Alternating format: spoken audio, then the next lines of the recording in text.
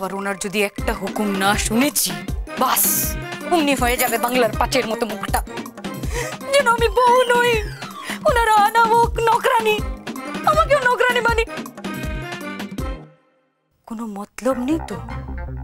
হ্যাঁ সঞ্জু, কোনো মতলব নেই তো? সতেন আনবে না তো আমার জন্য এই বাড়িতে? বলা যায় না, কোনো সতেন আনার মতলবে আছে? কোনো বিশ্বাস নেই এদেরকে, এদেরকে কোনো বিশ্বাস নেই। টাইট দিতে হবে, বাবুজিকে বলে আচ্ছা সে টাইট দিতে হবে। কিরে, কখন থেকে খাবারটা দিয়েছে, খেয়ে নে। তুমি কি বুঝতে পারছো তুমি কত ক্ষতি করছো নিজের?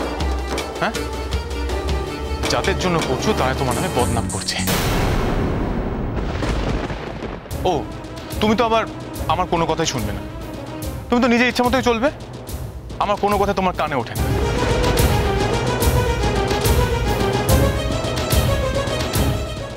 মা, তুমি আমার সঙ্গে ঘরে চলো, আমি ওষুধ লাগিয়ে দিচ্ছি, চল।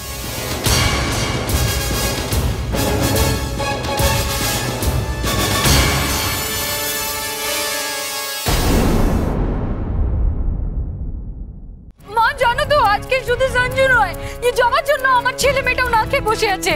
সত্যি জবা, তুই যখন মেজ বৌমার ভাইয়ের দায়িত্বটা নিয়েছিস তখন সেটা ঠিক মতো পালন করবি না?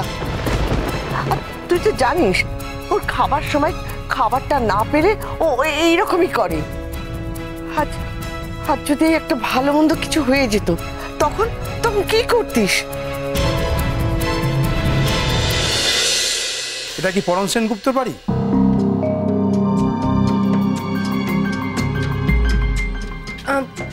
হ্যাঁ বলুন। আমি দেবী ম্যাডামের বাড়ি থেকে আসছি, উনি আমাকে ফোন করেছিলেন এই ব্যাগটা ওনাকে দিয়ে দিতে।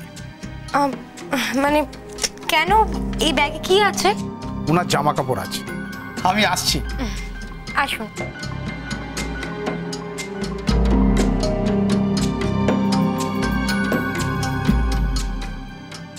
দেবীজি কতদিন থাকবে এ বাড়িতে, যে এক সুটকেস ভর্তি জামা কাপড় বাড়ি থেকে আনিয়ে নিল? যাক, জবা আর পরমের মধ্যে তাহলে সঞ্জয়কে নিয়ে মন কষাকষি শুরু হয়ে গেছে, আর আমাকে এর ফায়দা তুলতে হবে।